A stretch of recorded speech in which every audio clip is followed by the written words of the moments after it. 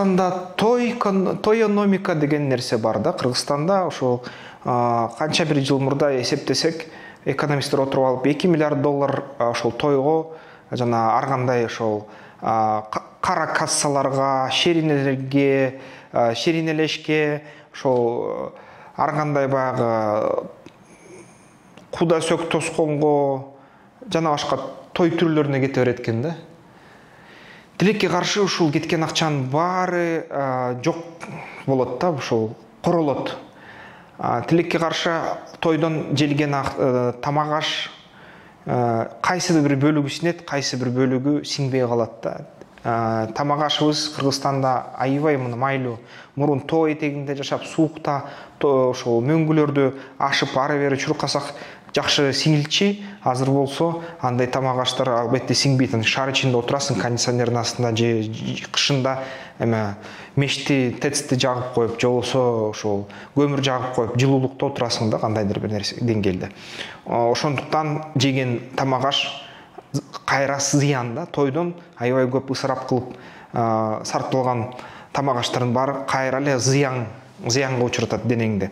Ошого карабастан анан тойдон албетте карын катнашты бекемдеш үчүн катыш кыласың.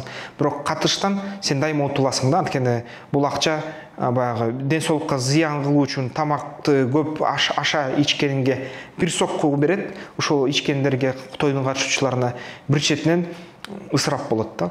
Ошол негизи логикага жатпаган нерсе да. Ошол той анан дагы баягы кандайдыр бир коомдун ичинде атаандаштык пайда болот да. Менин тоюм сонун болду, менин тоюм сонун болду деп. Эгерде сен деген канча бир жыл иштеп ушул кандайдыр бир үй бүлөңдүн байлыгын түзүп, анан ал байлыгын кайсы бир бөлүгүнө той өткөрсөң, бул бир жөн да. Сенин акың бар, сөз жок.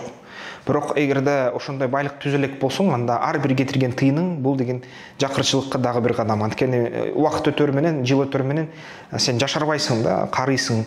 Караганга барганда балдарың өсөт, а балдарыңдын чыгашалары азайбайт, чыгашалар көбөйөт. Алар киреше алып келгиче дагы ар бир бала киреше алып келе бербейт да. Кимдики тез убакытта кандайдыр жолу түзүлсө, көпчүлүктүкү жолу түзүлмөйүнчө, ошол акча тапмайынча дагы бир нече жыл өтөт. Ошондуктан ошол ысырап кылып, катыш кылып, ошол акчаны алып барып коротуш аябай андай логикага жатпаган нерсе болот да. Сен акчаны топтолбой каласың. Андан көрө ошол тойдун ордуна ошол кайсы болобу, үйлөнүү той болобу, жентек болобу, эмне болот, баягы шерине кылгың келип атат. Андан көрө ошол акчаны жыйнап туруп, кайсы бир жабдыкты алып туруп, ошол жабдыкты иштетсең, анан ошол жабдыктан түшкөн кирешеге тойлосоң, бул бир жөн да. Ошон үчүн жалпы элибиз үчүн, ошол жалпы коомубуз үчүн ошол 2-3-4 миллиард доллар тойлорго сарпталганда, аны реинвестиция кылып, ушул жабдыктарга инвестиция кылып, активтерге, ишкерликке, киреше алып келүүчү нерселерге инвестиция кылып туруп, анан бир гана ошол бүгүн мен топтогон акча таза кирешеден топтолду, бүгүн мен той берем десең, андан көрө ошол той сиңиңдүү болот, андан көрө ошол нерсе жакшы болот да. Бирок ушул кандайдыр бир жалпы элибиздин логикасын, жалпы ошол той өткөрүү ыкмаларын өзгөртсөк, жакшы мындай өлкөбүз тезирээк өнүгүп кетер экен деген ойлор келет да. Анткени 30 жыл болду эмгичекте мындай жашоо өзгөрдү, жакшырды кандайдыр бир деңгээлде. Бирок жалпы мындай жакшы деңгээлде башка өлкөлөргө караганда өзгөрдү деп айта албайбыз. Анткени эмгичекте биздин ички дүң продукт киши башына 1,5 миң, 1200 доллар. Жалпы башка өлкөлөрдү карасаң, алар 15 жылдын ичинде 1 миң доллардан, мисалы үчүн Африка өлкөлөрүн карасаң, 7 миң долларга чейин киши башына жылына ички дүң продукция өстү.